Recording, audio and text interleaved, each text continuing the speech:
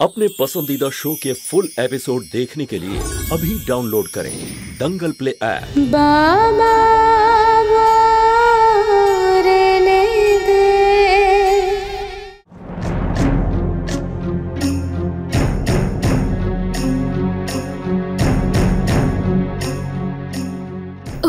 ওই এখানে কাল যে ছিলেন উনি কোথায়? ওনার শিফট তো পরে রয়েছে। আপনি বলুন আপনাকে কিভাবে সাহায্য করতে পারি? হয়ে গেছে?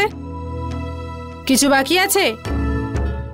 আমি আমার বাড়িতে মানে আমার বাবাকে একটু ফোন করতে দেবেন প্লিজ।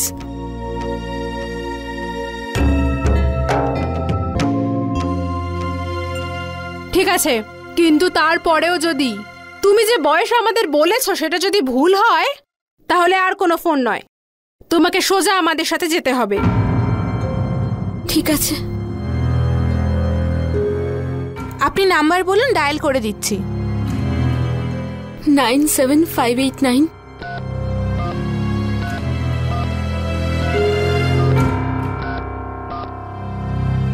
এই নিন।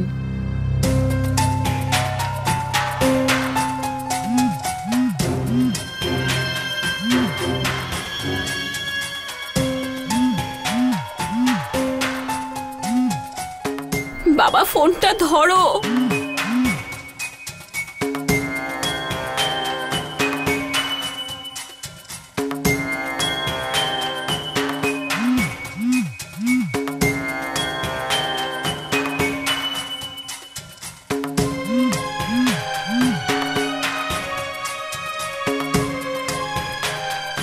বাবা প্লিজ ফোনটা ধরো।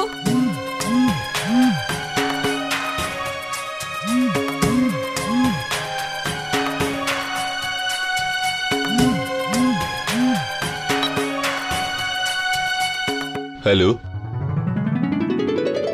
বাবা। ভারতী মা, ধারা তাড়াতাড়ি এসো, ভারতীর ফোন। হ্যাঁ বল মা। আর মুরলি কোথায়? সব ঠিক আছে তো?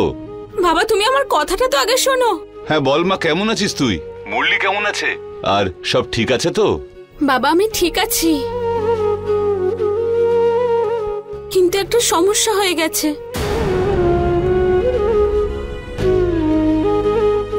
বাবা তুমি আমার পাসপোর্টের জেরক্সটা ফ্যাক্স করতে পারবে? কেন, কি হয়েছে? সব ঠিক আছে তো? হ্যাঁ বাবা, শুধু ওই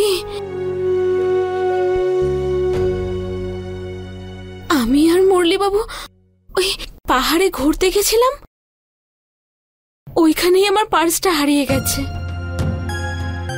ওতে আমার আই কার্ডগুলোও ছিল, আর এখন হোটেলে আমাদের আই কার্ডগুলো জমা করতে হবে।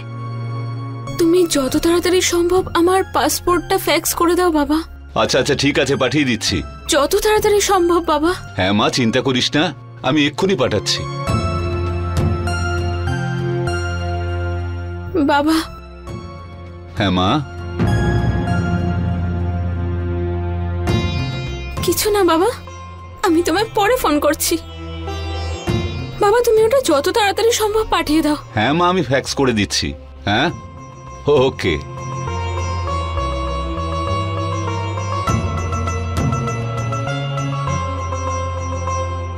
আপনি আপনাদের ফ্যাক্স মেশিনটা অন করে দিন, বাবা ওটা ফ্যাক্স করে দিচ্ছেন। ওকে ঠিক আছে ম্যাম।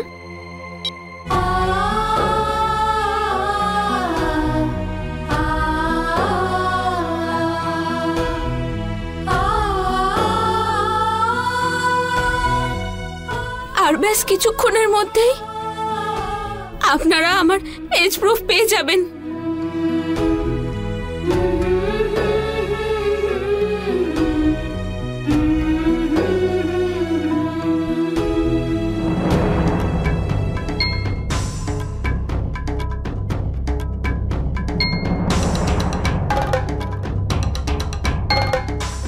পুরো 1 ঘন্টার বেশি হয়ে গেল। আর 10 মিনিট অপেক্ষা করব, তারপর আইনানুগ ব্যবস্থা নেব।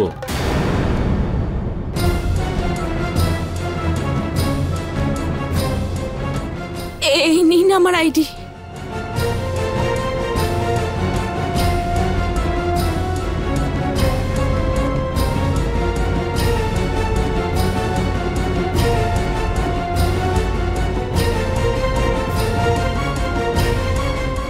ভারতী রূপেশ চৌহান।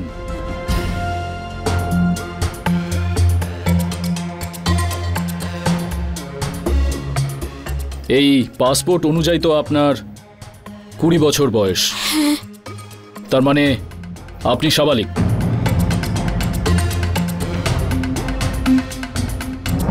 যাও, নিয়ে এসো ওকে।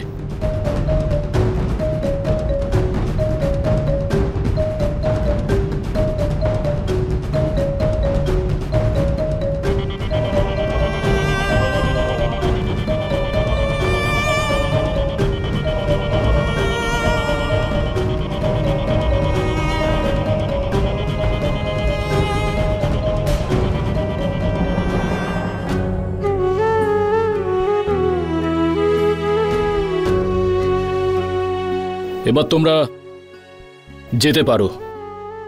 ভবিষ্যতে খেয়াল রাখবে কারোর সাথে যেন ঝামেলা না হয়। আপনারা যেতে পারেন।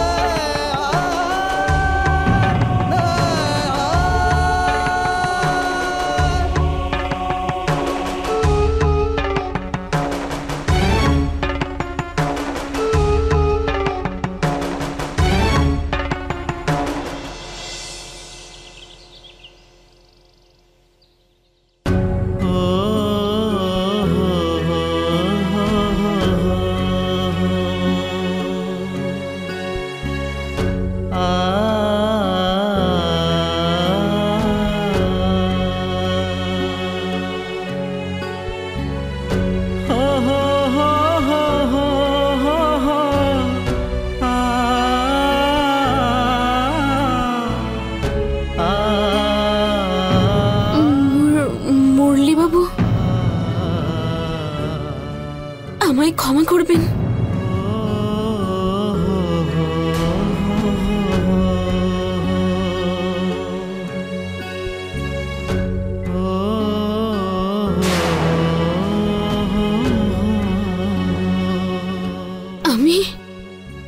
আমি বুঝতে পারছি আপনার খারাপ। তুমি বুঝতে পারবে না ভারতী।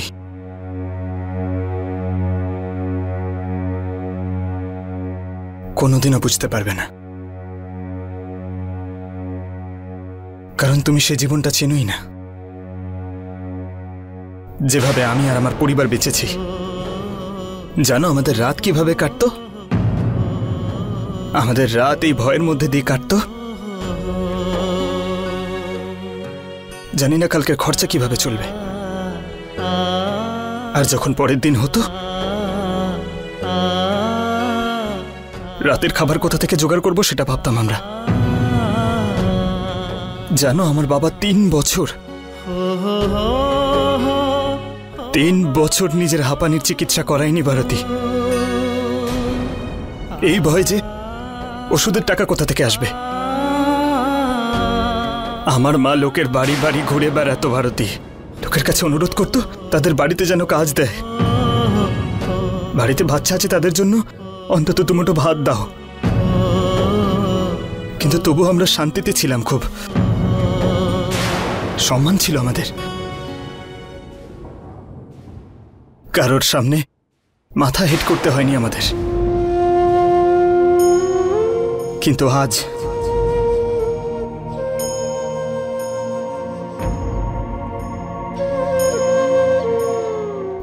যতটা অপমানিত হতে হয়েছে না ভারতী, এতটা অপমানিত আমি জীবনে কখনো অনুভব করিনি। একটা চোর, একটা ডাকাতের মতো আমাকে পুলিশ স্টেশনে হাজতের ভেতর রাখা হয়েছে। আমায় ও ইন্সপেক্টরটা আমায় গালাগাল দিয়েছে, মেরেছে পর্যন্ত। এই বোঝাপড়ার সম্পর্ক আজ আমাকে অনেকটা নিচে নামিয়ে দিয়েছে। সেজন্য তুমি বলো না যে তুমি সব বোঝো। মিথ্যে মনে হয়।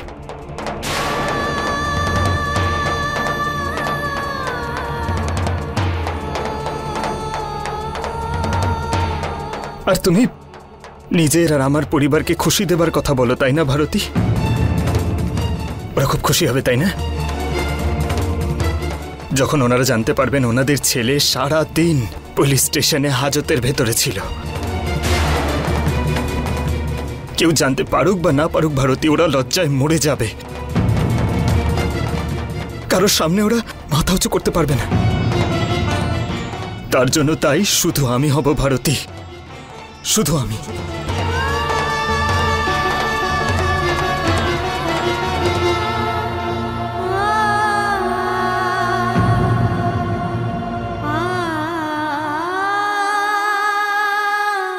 অনেক হয়েছে ভারতী, অনেক হয়েছে। এবার এই হানিমুনের নাটকটাকে এখানেই শেষ করি।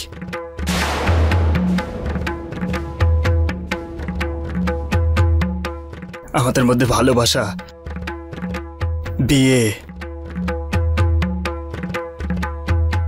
এই মিথ্যেগুলোকেও শেষ করি এবার সবার সামনে। সত্যিটা তুলে ধরার সময় এসে গেছে। আমি আজই কলকাতার জন্য বেরিয়ে পড়ব। কাল সকাল হতেই এয়ারপোর্ট থেকে সোজা তোমাকে তোমার বাবার কাছে নিয়ে যাব। যা কিছু হবে সব সত্যি সত্যি ওনাকে বলবো গিয়ে। আমি টিকিটের ব্যবস্থা করে আসছি।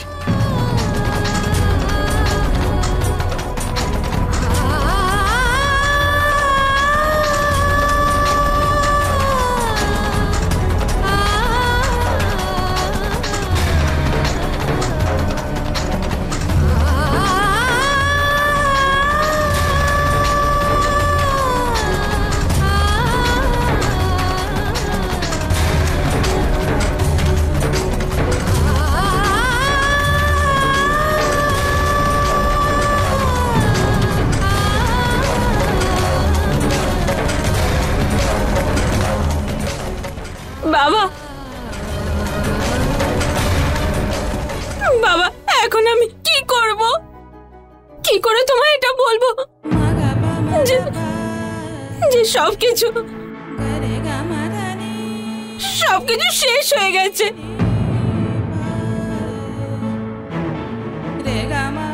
তুমি তো সহ্যই করতে পারবে না, মানতে পারবে না, তুমি পারবে না, তুমি মানতে।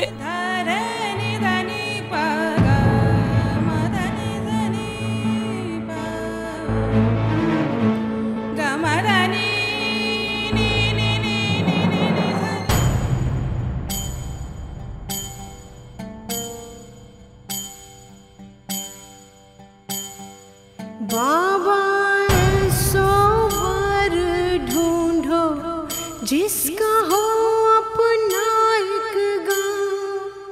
बाबा ऐसो वर ढूंढो जो रखे पलकों की छाँव। जैसे तेरे आंगन महके वैसे उसके आंगन महकूं। कोयल बन के हर पल चहकूं, फूलों की डाली सी लहकूं। ससुराल में पीहर ढूंढो, बाबा ऐसो वर ढूंढो। ससुराल में पीहर ढूंढो, बाबा ऐसो वर ढूंढो। ससुराल में पीहर ढूंढो, बाबा ऐसो वर ढूंढो।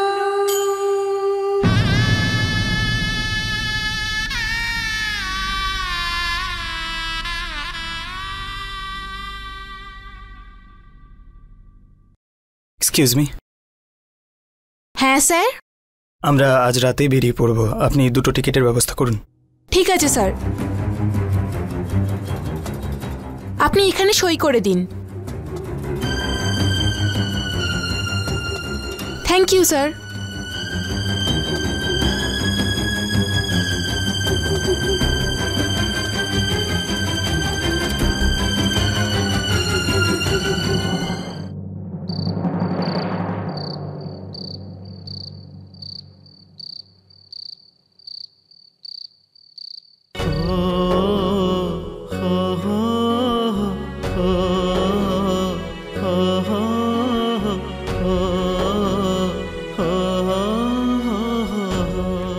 স্যার আপনার রিটার্ন টিকিটস।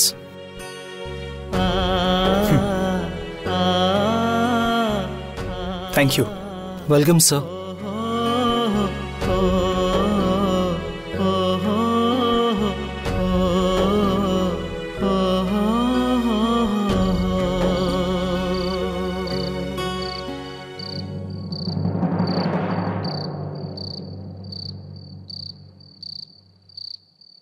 সবকিছু গুছিয়ে নিয়েছো? হ্যাঁ মুরলীবাবু, আমার আপনাকে কিছু বলার আছে।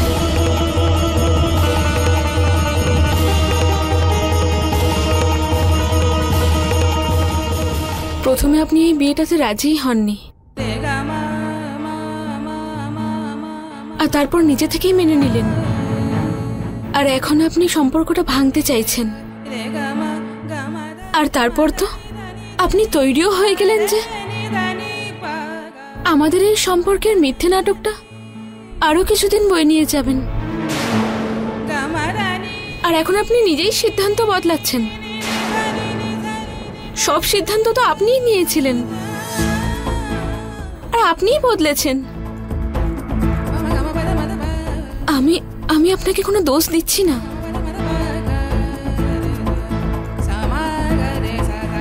আমি এটা জানি যে আপনি আপনার সবটা দিয়েছেন, আর সাথে সাথে এতদিন যা যা হয়েছে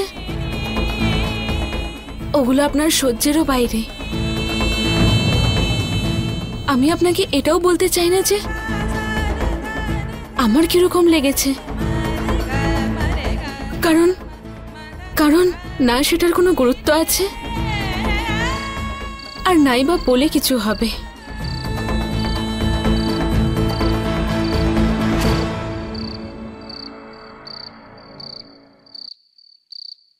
মুরলীবাবু, আপনিই বলেছিলেন আপনি নিজের পরিবারের মান সম্মানকে খুবই মর্যাদার চোখে দেখেন,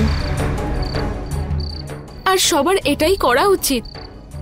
এটাই তো আমাদের সকলের কর্তব্য। আমি শুধু আপনাকে তো এটাই বলতে চাই মুরলীবাবু, যে এই কর্তব্যটা আমারও।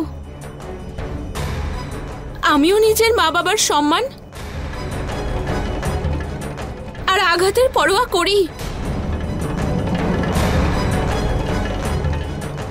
আর আমি ওনাদের ভেঙে পড়তে দেখতে পারি না। আমার আপনার কাছে এটাই অনুরোধ যে আপনি ওনাদের কিছু বলবেন না। যা বলার যখন বলার আমি সব বলবো। আপনি বরং আমাকে আমার বাড়ির সামনে ছেড়ে দিয়েই চলে যাবেন।